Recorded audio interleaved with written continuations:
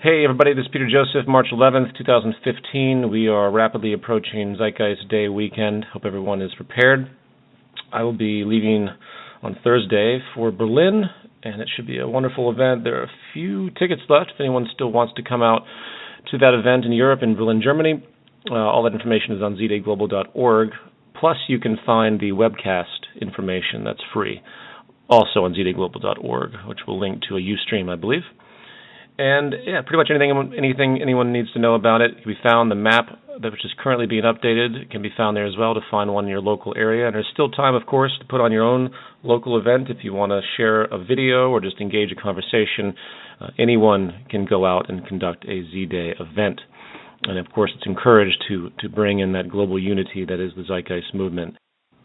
I will be giving a talk called Origins and Adaptations Part 3. I was going to do a talk called Where Do We Go From Here, focusing mainly on activism issues, but I became inspired actually with some other research I'm doing regarding the history of post-scarcity thought, and I thought this was applicable for that context of origins and adaptations. Originally I wasn't going to make a part 3, but I am. It will be short though, no more than 15-20 minutes, but I will also include, as will other speakers at the event, information about improving chapter structure, coherency, inspiration, all those important things.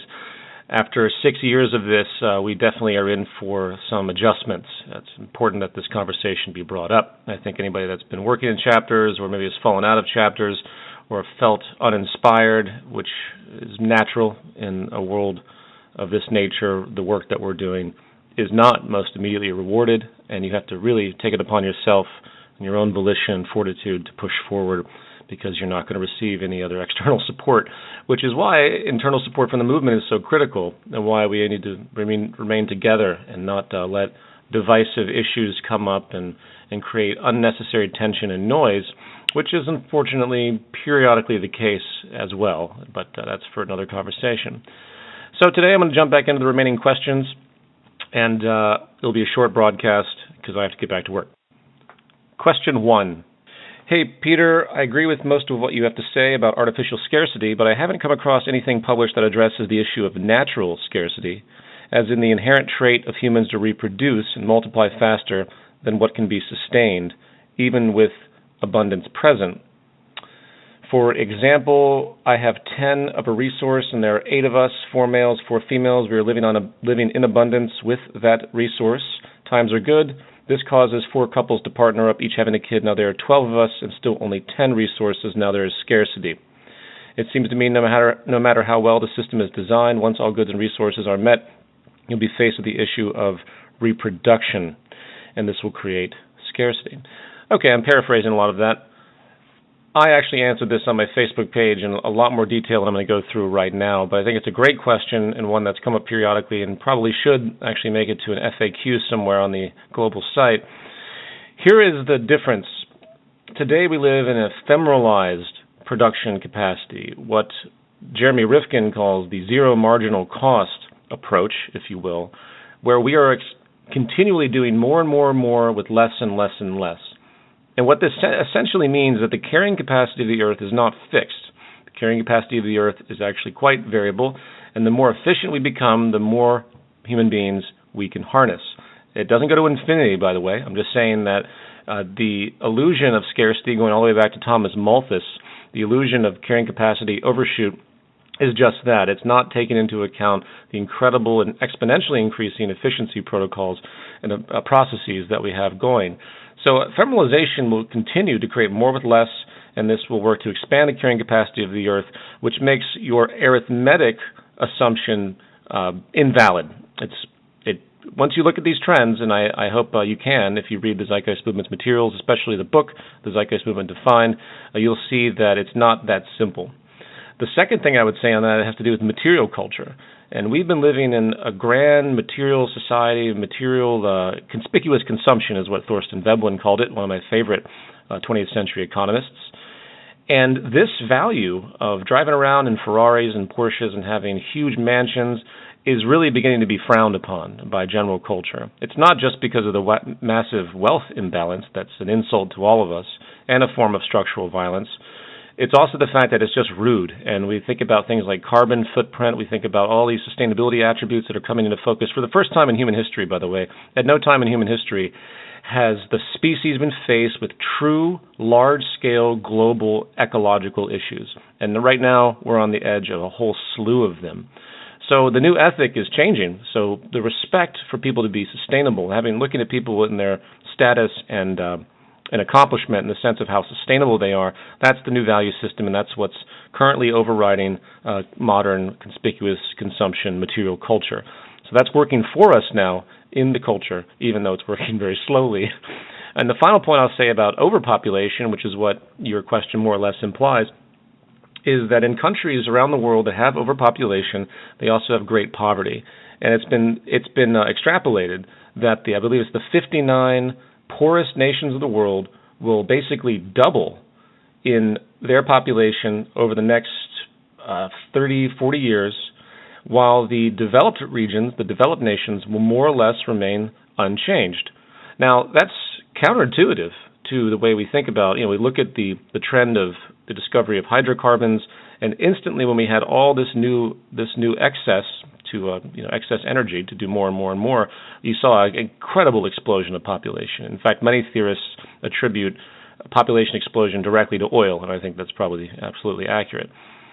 But today it's a little bit different. If you give people more and you take them out of scarcity, there's a different value system orientation, a different level of education, in fact, and they don't actually just go out there and flagrantly reproduce. And this is what the statistics support, which means that the more you reduce scarcity, the more you give people what they need, the less they're going to reproduce. Number 2.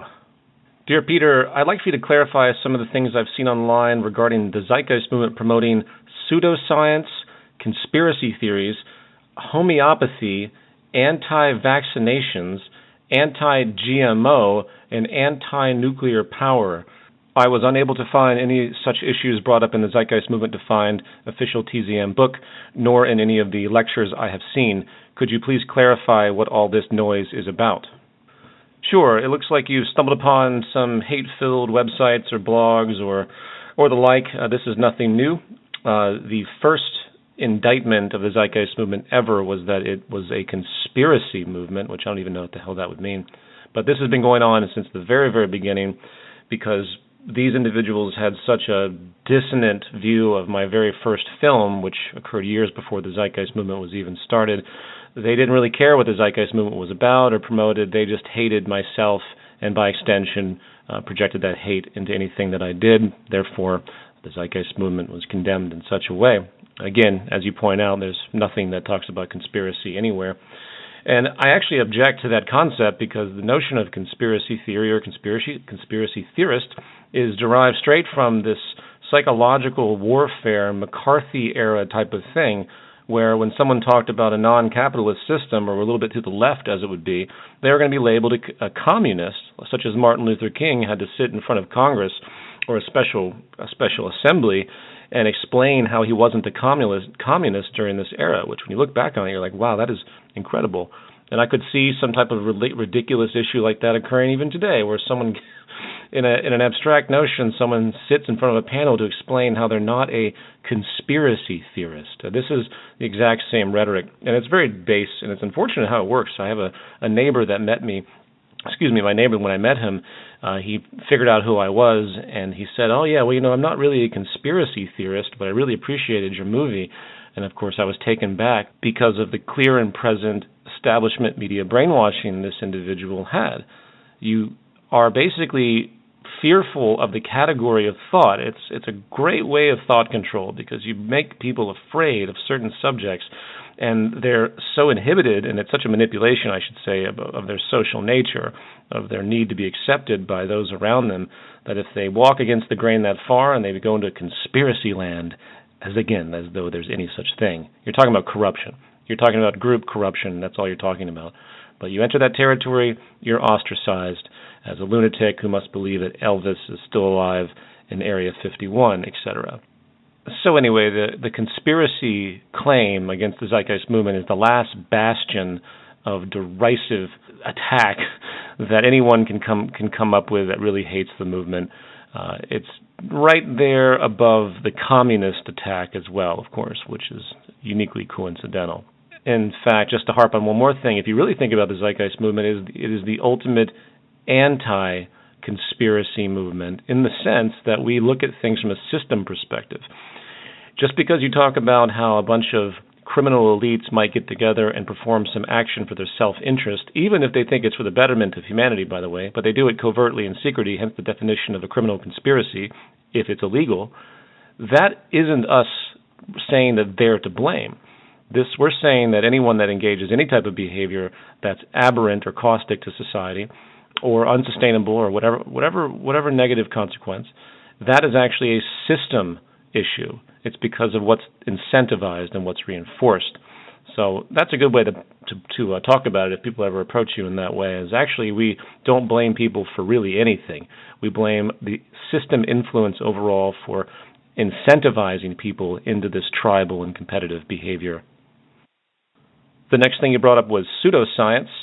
I know where this came from as far as recent attacks against myself and by extension the movement, and it has to do with the fact that I have a lot of inside information and have worked with a lot of people close to the cancer industry, and I have promoted things that in traditional scientific literature and peer review, on the surface, of course, you will see no valid evidence for.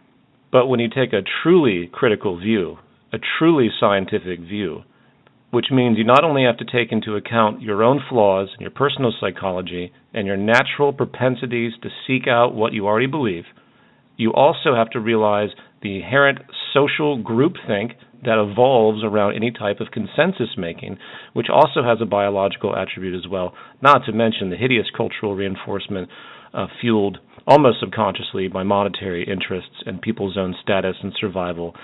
People constantly lie to themselves, and they constantly lie to others for their own self-interest subconsciously, because our social integrity is directly related to what we believe and how we are perceived by others. And in a monetary culture, once again, it's all about your status, it's all about getting money and everything else. It's very dangerous to confuse the scientific method with the institutions that claim to support it. Now, that's a very big statement. And it means that a new level of evaluation, actually what it really means is that we have to get rid of the fucking market system. Because in order to reduce the pollution that goes into the scientific process as we see it institutionalized, you have to get rid of everything that creates a vested interest. You really can't trust most everything that comes out of the scientific community when it comes to billion-dollar industries or anything with high commercial profiles. It doesn't mean good science isn't being done. It means there's too much power to repress it or to revert it or to bully or to use the pure consensus against really well-meaning people in the minority. So I'll put it this way. True scientific evaluation is not just the process of general scientific unfolding, the hypothesis, the testing, the replication. Then there's the system layer. It's the submission to peer review. Then there's the wide peer review consensus, which, even though there's no real benchmark for it, is supposed to be where we eventually decide what is true and what isn't. You have to take another larger view and look at the psychological and sociological pressures that may just influence the decision-making through fear of all of those people employed. And not to mention, there's a whole pop culture groupthink and bullying mentality, and you see these people everywhere. It's a subculture of people that literally take their time not to contribute to further progress, but to go into the internet sphere and simply attack anyone for their beliefs, which is very dark and horribly unproductive, by the way. They just feel it's an immaturity bullying mentality. It's a psychological thing that people have and they develop, and they get this group identification and they run around arrogantly thinking they're smarter than everybody else, so they can insult and bash people, and they group stalk and all that pathetic shit. And it's too bad that happens at all. There's an organization, for example, called the Skeptic Society, which I think is great overall, and I'm not putting down the Skeptic Society as a whole, but there's an element inside of it that I've seen that is of a grotesque arrogance and grotesque conceit, especially in its leadership as well.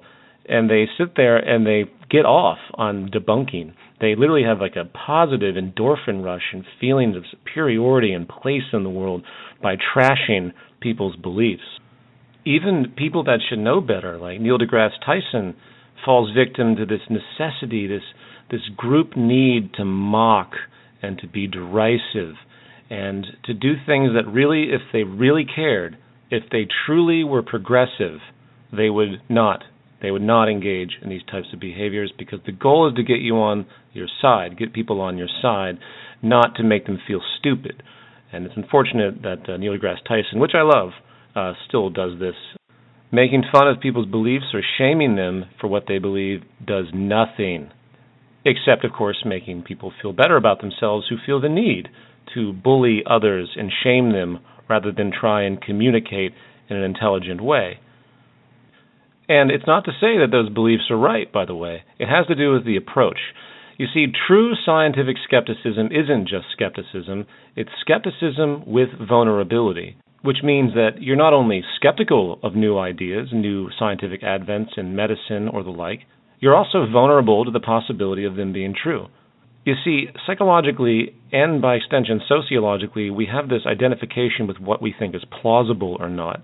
It's built right into our perception and our everyday experiences, where we see something so phenomenal or so radically different from what our expectations could ever be, and we are that much more cynical, we are that much more skeptical, and that is actually an inhibiting factor.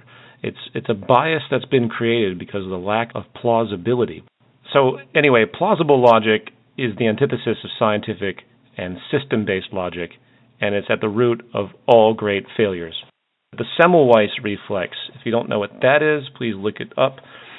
And rest assured that pretty much every great scientific revolution in any genre has started off being condemned as a pseudoscience. So keep individual, keep thinking, be critical, and make your own decisions, and make sure, of course, you're thorough, and also thinking about the ulterior motives and vested interests that surround a lot of the scientific publications you see. You have to research the individuals, and you have to do a lot of digging to get to the bottom of it. Now, to finish your question, I'm not going to go through every one of these because you're asking me personal questions, basically, that doesn't have anything to do with the movement. The only thing that has to do with the movement is the process of evaluation and keeping a wide view and keeping a healthy skepticism about the various factors that come into play when you're trying to decide what's actually going on in the world, whether it's homeopathy or vaccines or anti-GMO or anti-nuclear or anything else that you stated that is contentious within the community or contentious within the scientific world. These are all issues that have to be evaluated the same way.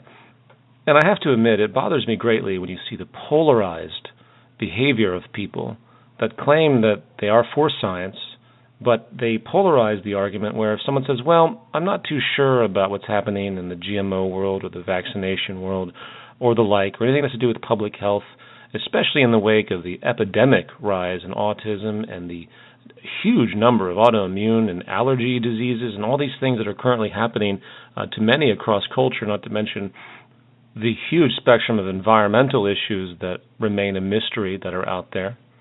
And then you couple in a medical establishment and even a scientific establishment that has a long history of fraud and corruption and manipulation, and you begin to understand why people are so on the fence, why they're not willing to accept the orthodox output of the so-called scientific community and consensus. Now, I'm not saying that any of this is right. I'm not saying this is the way anyone goes about their decision-making per se. I'm saying I understand it. I understand it greatly, and I see all angles for it. And I personally don't pick sides. I would like to see more research done with vaccines. Does that mean I deny it? Does that mean I would never do it? Absolutely not. I would like to see more research into what GMOs have done, specifically when it comes to the acts of Monsanto with powerful government ties and huge funding resources to manipulate public and scientific consensus. I want to see more independent stuff happen. I don't buy it because I'm a true skeptic. So be critical, realize your own propensity to detract from the implausible, realize your own propensity to gravitate towards groupthink and what the majority thinks for your own identification and lack of ostracism.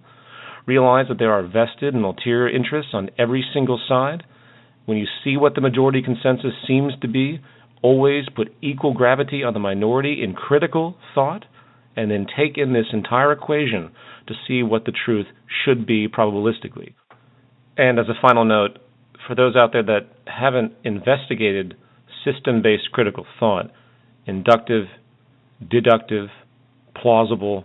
Please grab a book on that. You can't look at any process of science as we see it in society without taking into account all relevant factors.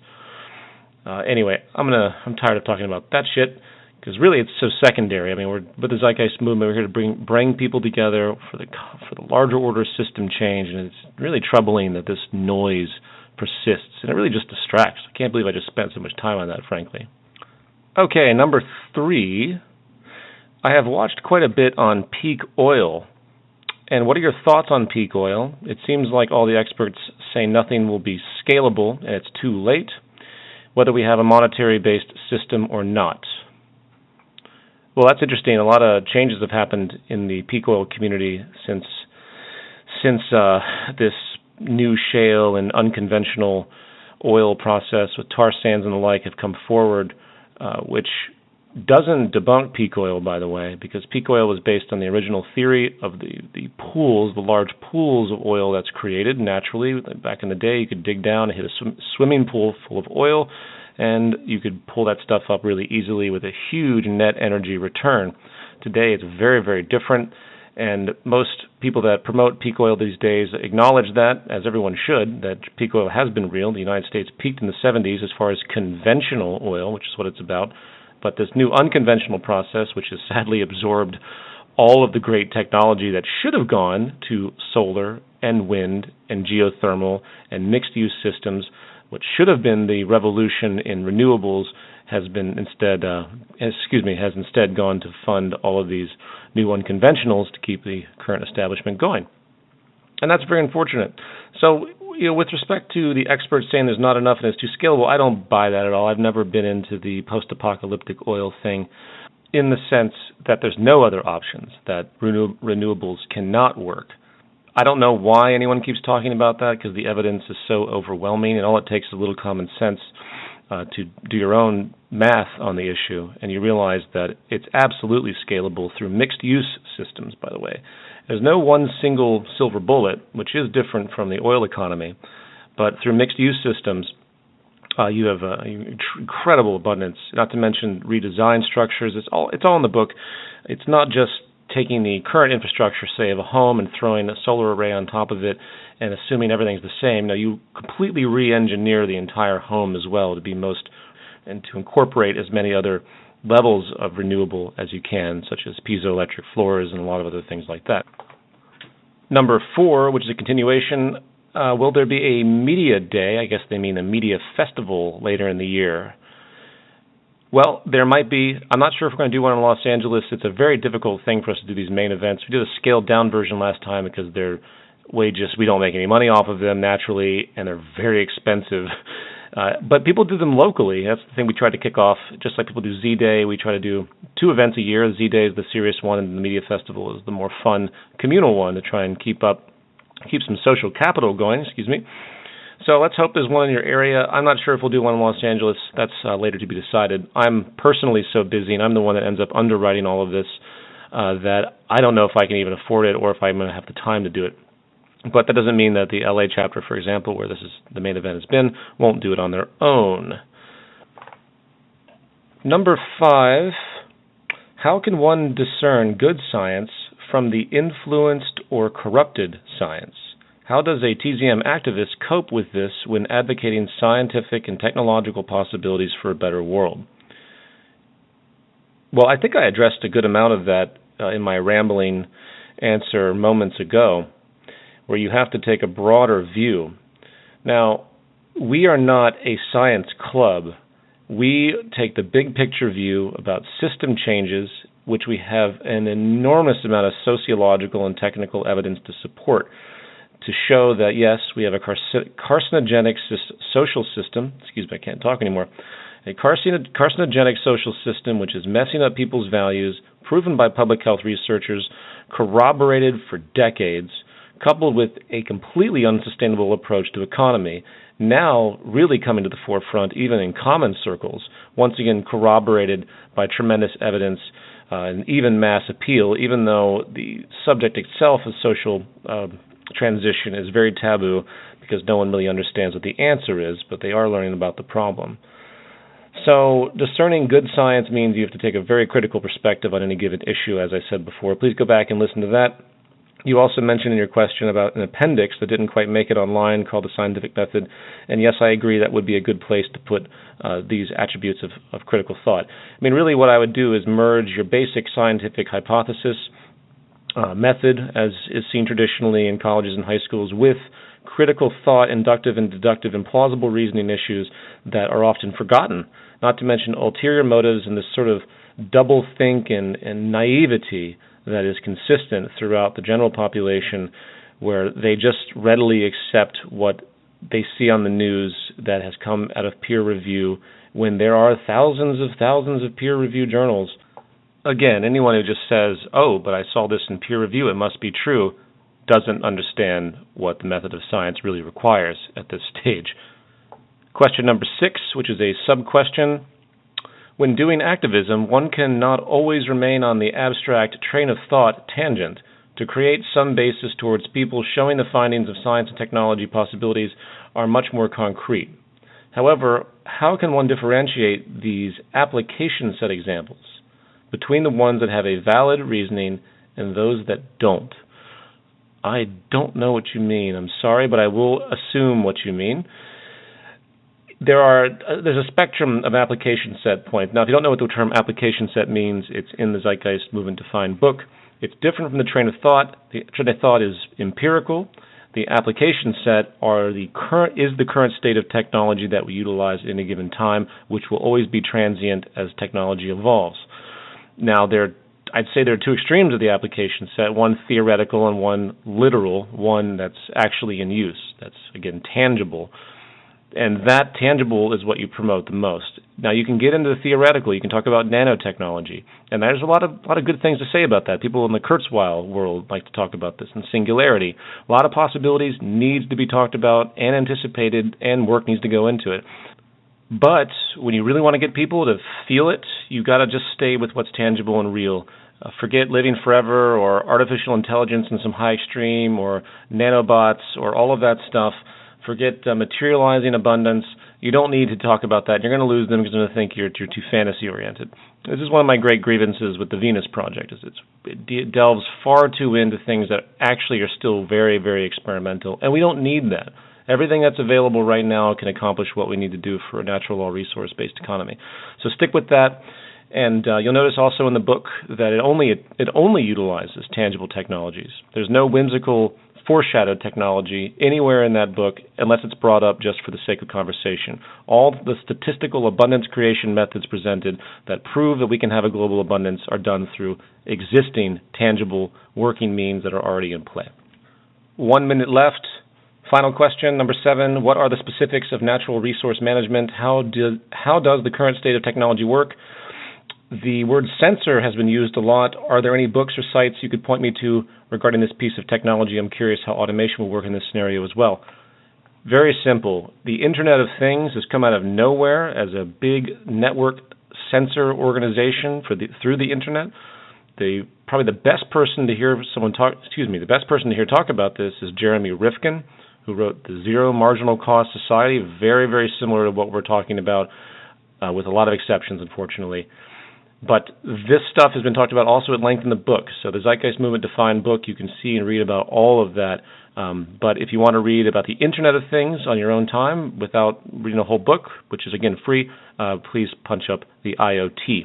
Thank you very much, everybody. Have a great Z-Day, and I'll talk to you all soon.